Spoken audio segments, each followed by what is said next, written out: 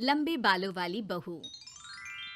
अंजलि ने बचपन से कभी बाल नहीं कटवाए होते, जिस वजह से उसके बाल उसकी हाइट से भी लंबे होते हैं। एक दोपहर उसकी मम्मी अंजलि के बाल बांध रही होती है। सुन, लंबे बाल देखने में तो सबको अच्छे लगते हैं, लेकिन जब इनका ख्याल रखने की बात आती है ना, तो कोई तेरे बालों पर मेहनत नहीं करेगा। कुछ समय बाद ससुराल जाएगी, इसलिए क्यों नहीं इन्हें थोड़ा कटवा ले। कैसी बात कर रही हो मम्मी? आप मेरे साथ मेरे बालों पर मेहनत तो करती ही हो, और चाहे कुछ भी हो जाए, अब मैं अपने बाल नहीं कटवा सकती। और आपको वजह तो पता ही है। अपनी बेटी को इतना खुश देखकर उसकी मम्मी आगे कुछ नहीं बोलती। इसके कुछ महीनों बाद ही अंजलि की उत्कर्ष के साथ शादी हो जाती है। तुम्हारे बाल बहुत अच्छे हैं, मेहनत साफ दिखती है।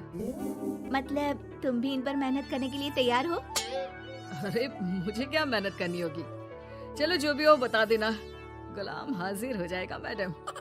पति की बात सुन अंजलि हंस पड़ती है। दिन बीतने लगते हैं, सब कुछ अच्छा चल रहा होता है, लेकिन सिर्फ उसी दिन तक जब तक सिर धोने की बारी नहीं आती। और वो दिन आते ही अंजलि उत्कर्ष के पास जाती है।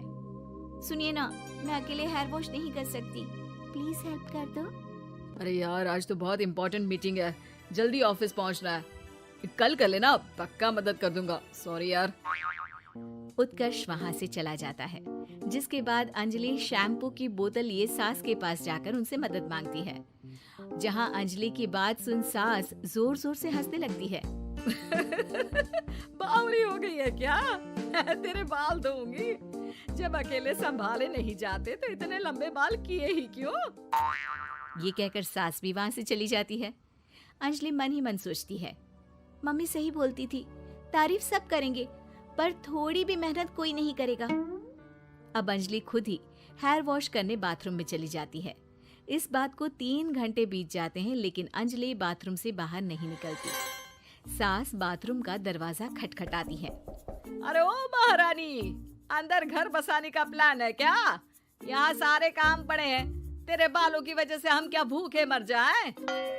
सास की आवाज सुन अंजलि अगले ही पल बाहर निकल आती है, लेकिन सही तरीके से सिर नहीं धुलने पर उसके आधे बालों में शैम्पू और बाकी बालों से पानी बह रहा होता है। हाय नास पीटी, इतने घंटे लगा दिए फिर भी इन्हें ठीक से धो कर नहीं आई। अब क्या सारे घर में पानी पानी करती घूमेगी?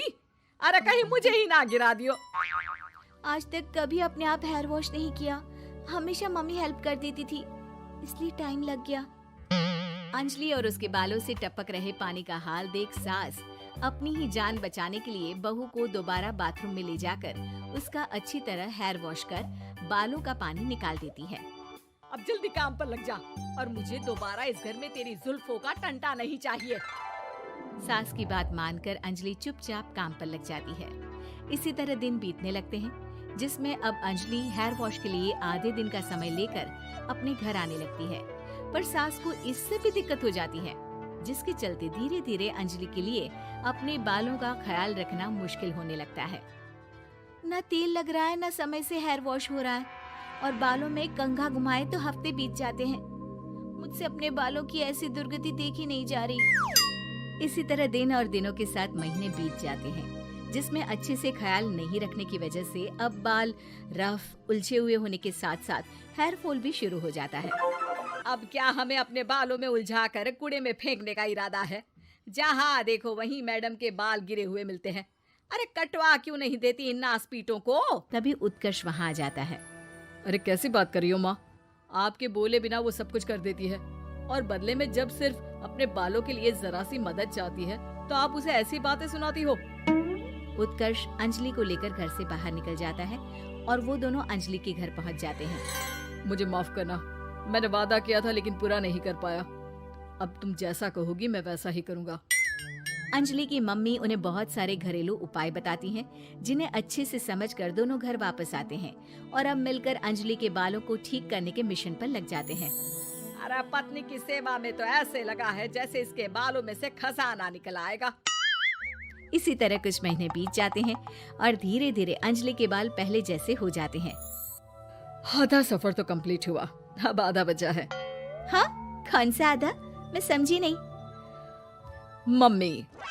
अब अपनी मम्मी को बहू की कीमत समझाने के लिए पहले उत्कर्ष उनकी सब सहेलियों को घर बुला लेता है।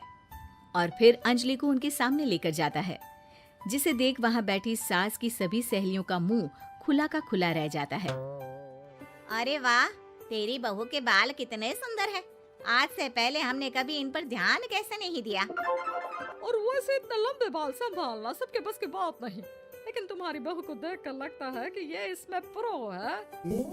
वैसे बहू, लंबे बाल देवी के भी होते हैं और चुड़ैल के भी, इसलिए अपने अंतर्मन में कभी कुछ बुरा मत आने देना और इस घर के लिए लक्ष्मी का रूप बनना।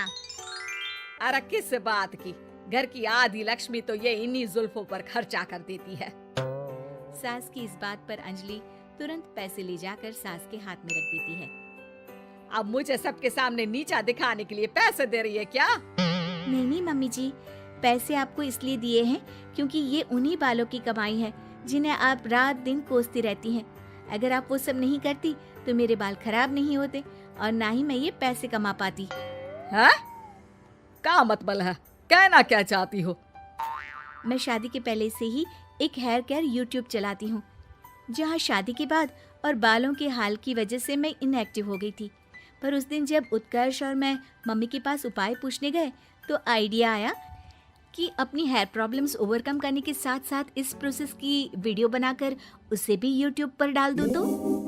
और अंजलि की इस आइडिया से वीडियो हिट हो गई, चैनल के सब्सक्राइबर भी बढ़े, साथ में व्यूज और पैसे भी मिले, जो इसने आपको देने के लिए सोचा। बहू की बातें सुन सास को अपने बर्ताव पर पछतावा होता है और अब सास, बहू और पति सब मिलकर हेयर केयर और यूट्यूब चैनल पर काम करने लगते हैं।